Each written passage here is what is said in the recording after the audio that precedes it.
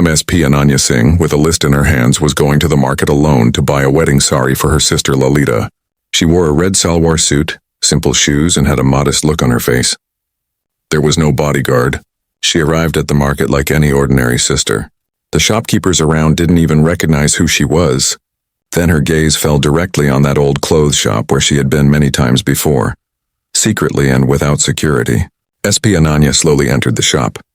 The shop wasn't big, but colorful sari bolts were displayed all around. The owner was engrossed in accounts at the counter, and a boy about 20 years old was showing saris to customers. Seeing Ananya enter, no one paid much attention. Everyone thought she was an ordinary customer. She went and stood near the counter and said to the boy, "Brother, it's my sister's wedding. I need a very good sari for her. Show me some nice designs." The boy reluctantly spread a few saris on the counter. Ananya picked up each sari and examined it carefully. Sometimes she didn't like the color, sometimes the border. Looking at one sari, she said, "This color is too light. It won't suit Lalita. Its border is too thin. It won't look good for a wedding." Then Ananya flipped another sari and said, "Oh, this is too flashy. A bride should look a little sober." In this way, half an hour passed without her knowing. The crowd of customers in the shop began to grow. Annoyance was now clearly visible on the boy's face. Meanwhile, Ramlal also kept glaring at Ananya from behind his thick spectacles. Then he said somewhat curtly, "All pieces are better than one. Madam, please take one of these." But Ananya's heart wasn't convinced. For her, this wasn't just a sari. It was her love and affection for her sister. She replied in a calm voice, "I am not in a hurry, Bhai Sahab. It's my sister's wedding. I need only the best." So Ramlal slowly signaled the boy. The boy grumbled and went towards the basement and, in a short while, brought new bundles and placed them on the counter. Now the counter was full of saris. Ananya was having each sari opened and inspected, and Ramlal's temper was rising. The boy slowly whispered into his owner's ear, "She's been annoying me for half an hour. She doesn't like a single sari." Ananya overheard him. For a moment she felt bad. She could have had this shop locked down in a minute. But today she didn't want to use her power. She ignored the boy's remark, and then after almost an hour of deliberation, her gaze fell on a deep maroon sari with a wide border made of golden threads and delicate embroidery all over the sari. It was as if that sari was made just for Lalita. A satisfied smile finally appeared on Ananya's face, and taking the sari in her hand, she said, "Yes, this is exactly what I want. Pack it." Ramlal breathed a sigh of relief, as if a great trouble had been averted. The boy quickly folded the sari and put it in a shiny packet. Ananya took out money from her purse, paid, and took the packet. There was joy in her heart, a sense of peace that she had chosen the best for her sister. She had just turned to leave the shop when her eyes caught a thread peeking out from a corner of the packet. Something was wrong. She stopped, opened the packet, and took the sari out again. Her heart pounded. A thread was broken on the border of the sari at one place, hanging loosely. She gently pulled it, and the entire embroidery stitching began to unravel. This was a defective piece. Ananya's face fell. She returned to the counter. Showing it to Ramlal, she said, "Brother, look at this. The thread is broken here. It will completely unravel." Ramlal glanced at the sari and then said with great carelessness, "Oh, madam, such small things happen. Take it. Get it fixed by a tailor, nothing will happen." Ananya's anger was now rising. Her voice became a little stern. She said to Ramlal, "How does it happen? I am paying so much money. I am not taking it for free. I want a proper sari." Now Ramlal also flared up and said in a sharp voice, "Look, madam, we can't keep changing it repeatedly. You yourself chose it after seeing it. Now what is our fault in this?" The boy standing behind the counter also laughed and said, "Oh, madam, you checked everything thoroughly, didn't you? Why are you creating a drama now?" Hearing this, Ananya's self-respect was hurt. She was an officer, but before that she was a customer, and such behavior towards a customer was unacceptable to her. She firmly said, "Give me the correct sari or return my money." Ramlal glared and said, "No money will be returned. Don't create too much drama here." By now, other customers in the shop also started watching the spectacle. Whispers began. The atmosphere inside the shop had become heated. Ananya raised her voice and said, "This is not how business is run. I have paid full money.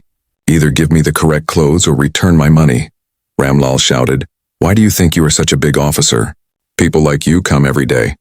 Go away from here." Hearing this, Ananya angrily slammed the sari packet on the counter. The crowd had grown even more. The boy shot another arrow from behind. Now their drama has begun. Ananya glared at him. Her eyes had that sternness that could silence even big criminals. But no one here recognized her. Ramlal angrily pulled out his mobile from his pocket and shouted, "Don't create too much ruckus or I'll call the police right now. They'll tell you how to throw your weight around." A sarcastic smile appeared on Ananya's face. "Yes, go ahead, call the police. Let's see what your police do." Ramlal thought she wasn't scared. He immediately dialed the police station number and put it on speaker. "Hello, Inspector Sahab, speaking from Gupta Sari Bhandar. A woman is fighting here without any reason. She's creating a ruckus in the shop. Send someone quickly." As soon as he made the call, the whispers in the crowd grew louder. "Oh, he called the police." Ananya said nothing. She picked up an old iron chair nearby and sat at the shop's gate. She looked up at the sky and for a moment she remembered Lalita's face, her dream of getting married. But now this wasn't just about a sari. It had become a fight for her self-respect. She couldn't back down. She sat calmly on that chair as if waiting for a storm to arrive. There was a belief in her heart. She told herself, "No problem, the police will come, they will recognize me, and this whole spectacle will end in a minute." After all, she was SP Ananya of this district. Every inspector, every sub-inspector recognized her. The entire police department saluted her. But perhaps fate had decided to test her today. 10 minutes later, an old police jeep kicking up dust stopped in front of the shop. A sub-inspector, Vikram Singh, and 2 constables got out of the jeep. Sub-Inspector Vikram Singh had a protruding belly and a strange arrogance on his face. The crowd moved aside seeing them. Ramlal ran to Sub-Inspector Vikram Singh. He pointed at Ananya and said, "Sir, this is her. This woman is fighting unnecessarily. She's spoiling the atmosphere of our shop." Sub-Inspector Vikram Singh looked at Ananya from head to toe with contemptuous eyes, without asking any questions. Ananya was still sitting on the chair. There was tiredness on her face, but also a hope in her eyes that everything would be all right now. Then Sub-Inspector Vikram Singh thundered, "Who are you? What drama have you created here?" Ananya replied calmly, "Talk respectfully." Then she said, "I am Ananya Singh." Sub-Inspector Vikram Singh said arrogantly, "So what if you are Ananya Singh? Are you from a queen's lineage?" Sub-Inspector Vikram Singh cut her off in the middle. "Did you get a license to create a ruckus in the shop?" Ananya took a deep breath. "Perhaps you don't know who you're talking to." Sub-Inspector Vikram Singh laughed loudly. Yes, I know. Now you'll become everyone's mother. Don't show too much arrogance. Come straight to the police station. I'll take all your arrogance out there." A constable stepped forward and tried to grab Ananya's hand. Ananya glared at him and he hesitated for a moment. Seeing this, the women in the crowd began to whisper, "She's from a good family, but she's very quarrelsome." Then Ramlal grabbed Sub-Inspector Vikram Singh by the shoulder and quietly led him inside the shop. He took him behind the counter, took out some notes from his hip pocket and slipped them into Sub-Inspector Vikram Singh's pocket. "Sir, take her away from here," he whispered. "She's ruining our business. Whatever expenses there are, I'll take care of them." Sub-Inspector Vikram Singh glanced at the notes. A crooked smile appeared on his lips. The warmth of the bribe further fueled his arrogance. He came out looking at the crowd. Ananya was still sitting on the same chair. She was thinking, by now he must have recognized me. Now this drama will end. But Sub-Inspector Vikram Singh gestured to the constables. This time, both constables stepped forward and firmly held Ananya's arms. Ananya was startled. "What is this rudeness?" "Listen to me." Sub-Inspector Vikram Singh whistled, pointed towards the jeep and said, "You've talked a lot. Now come to the police station. There we'll find out who is how big an officer." Someone in the crowd taunted, She came to become a big madam. Now she'll be grinding flour in the lockup." Ramlal stood far away, twirling his mustache and laughing. SP Ananya's eyes were burning with fire. But at that moment, the hands of the law enforcers, which were holding an innocent person, were heavier than her voice. She did not resist. She knew that if she revealed her identity here, these people might not believe her and the drama would only escalate. The jeep door opened. The constables almost pushed her inside. The jeep door closed, and her honor, her position, everything was locked behind that closed door. As soon as the car left the alley, Ramlal breathed a sigh of relief and pulled down his shop shutter. Business would pick up speed again. But SP Ananya Singh's honor was being dragged on the way to the police station. The police jeep, kicking up dust, stopped at the police station gate. There was no market crowd here, just some criminals' relatives and policemen. The atmosphere had a strange sadness and silence. Sub-Inspector Vikram Singh got out of the jeep, lit a cigarette and took a drag, and the constable opened the jeep door, and Ananya was pulled out.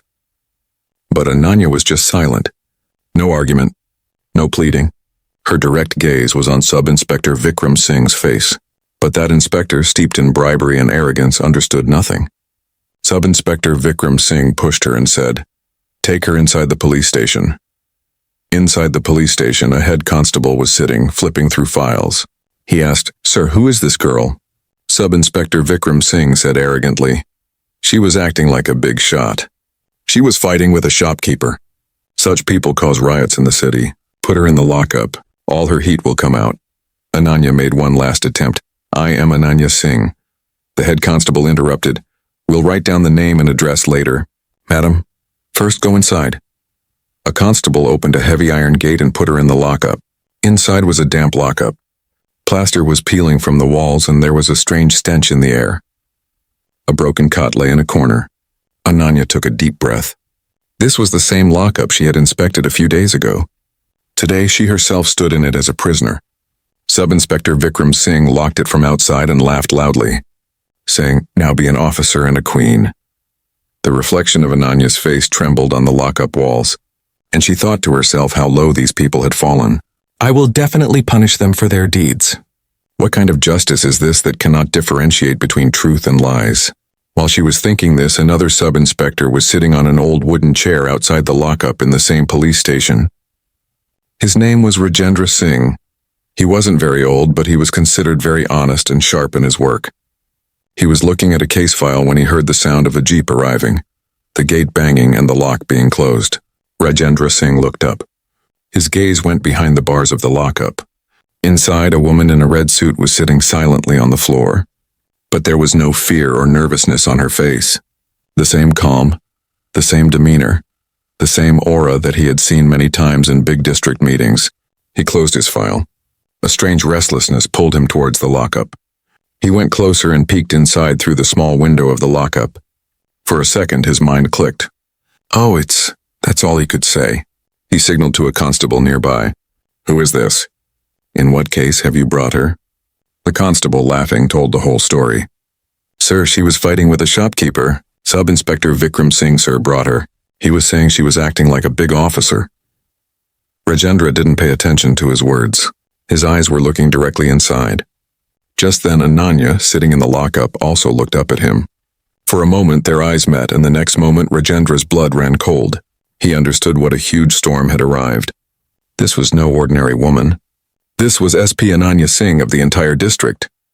He roared at the constable. "This is no joke. Open the gate quickly." The constable got scared and said, "But Sub-Inspector Vikram Singh, sir, forbade it." Rajendra's voice echoed throughout the police station. "I said open the gate. This is SP Ananya Singh of the entire district. Even 50 Sub-Inspector Vikram Singhs like you combined cannot harm a single hair on her head." Hearing this, the constable's hands and feet began to tremble. With shaking hands, he took out the key and put it in the lock. The lock opened, the chain removed. Rajendra saluted SP Ananya Singh, who was standing across the bars, with full force. His voice contained both embarrassment and respect. "Madam, forgive me. We have made a huge mistake. I will compensate for this mistake right now." The same walls of the lockup that had been erasing Ananya's identity just moments ago were now watching the truth come out with full respect. As soon as the lockup was unlocked, SP Ananya Singh came out. Her face was calm, but a storm was hidden in her eyes. Rajendra reprimanded both constables and the head constable severely.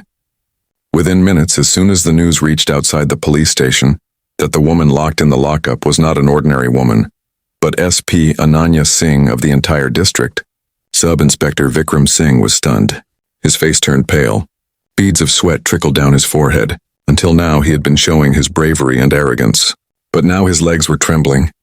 He ran towards the police station frantically. His feet were slipping as he climbed the stairs. His breathing was rapid. When he opened the door of the room, he saw the same scene. The lockup was open. SP Ananya had come out of the bars. All around, policemen stood silently as if witnesses to a crime. As soon as Sub-Inspector Vikram Singh saw Ananya, fear gripped his eyes. He ran and fell at her feet. "Forgive me, madam, I made a huge mistake. I didn't recognize you. You can punish me however you want, I will bear it. Just have mercy on me." His voice was trembling and he was pleading with folded hands. Only his heartbreaking voice echoed throughout the police station. But Ananya's face was calm. There was no anger in her eyes but a cold power. That power that could melt a criminal. She slowly stepped back, looked at him and said in a stern voice, "You think that begging will forgive your mistake? Remember, this chair is not a bargain that can be saved with bribes and fear. It is a responsibility, and you have crushed that responsibility under money and false arrogance." Sub-Inspector Vikram Singh cried, "Madam, have mercy. My family, my children, everyone will starve. I swear on my wife such a mistake will never happen again." Ananya cut him off. Her voice echoed throughout the police station like thunder. "That's enough. I don't want to hear your drama anymore. The way you mistreated me.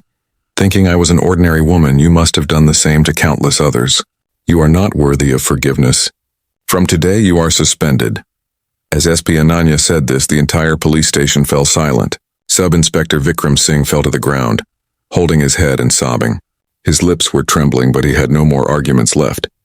Rajendra immediately took out the report, wrote the suspension order, and had Sub-Inspector Vikram Singh, who was present there, taken to the police line in the police jeep. Now his arrogance had turned to dust. The very next day, a notice was also sent to that cloth merchant, Ramlal. Fraud with a customer, filing a false case and obstructing administration. Proceedings to cancel his shop license began. It was quite late, but Ananya did not rest for a moment. She went to the washroom, straightened her clothes, and splashed water on her face. That pain, that humiliation, everything she had absorbed within herself. A constable said, "Madam, we can send a government vehicle." Ananya shook her head. "No, I will go in my own car." She wanted to be a sister again, not just an officer. When she got into her old car after leaving the police station, tears welled up in her eyes, but she did not let them flow. A few hours later, her car stopped at her house gate. The sounds of wedding music echoed in the wedding house. Laughter, jokes, dancing, singing, and the hustle and bustle of guests were everywhere. Lalita was surrounded by her friends, and an unique glow of becoming a bride was on her face. Amidst that glow, her eyes were repeatedly searching for her elder sister, Ananya. Ananya was there. She stood with Lalita in every ritual, sometimes adjusting her veil, sometimes teasing her and making her laugh. There was a calm and loving smile on her face, as if nothing had happened last night. When she gave Lalita that maroon sari, Lalita's eyes filled with joy. "Didi, this is so beautiful. You have chosen the best for me." Ananya just smiled. She said, "Oh, silly, I would even give my life for you." But behind that smile was a deep ocean hidden. Whatever happened last night kept recurring in her mind like a bad dream. The damp smell of the lockup, the fallen laughter of Sub-Inspector Vikram Singh, the arrogant face of Ramlal, and the stinging glances of the crowd. Everything was fresh on her soul like a wound. She had swallowed that bitter pill of humiliation, but it was stuck in her throat. She was smiling, but her mind was restless. She was wondering, should I have forgiven Sub-Inspector Vikram Singh? After all, he had sworn on his wife and children that he would never do such a thing again. In his eyes, there was more worry for his family than fear. The question kept arising in Ananya's heart. Did I do the right thing or wrong? Her soul knew that disrespect to the uniform could not be tolerated. But then she remembered the last scene at the police station when Sub-Inspector Vikram Singh was being taken away after being suspended. There was such a laugh on his face as if nothing had happened to him. His eyes were signaling, "We'll see you." There was no fear in him. Her eyes fixed on nothingness. He began to fear in his eyes. Just then, Lalita gently shook her hand and said with a smile, "Didi, where are you lost?" Her voice broke Ananya's thoughts. Ananya was startled and returned to reality. "Nowhere, Lali, just looking. My dear looks so beautiful today." She skillfully evaded the topic. She didn't want to bring any bitterness into her sister's biggest day. "Didi, why were you so late yesterday, and Mom said your phone wasn't reachable?" "Is everything all right?" Worry was clearly visible in Lalita's eyes. Ananya took a deep breath. She didn't want to lie to her younger sister. But this was not the right time to tell the truth. "Yes, everything is fine.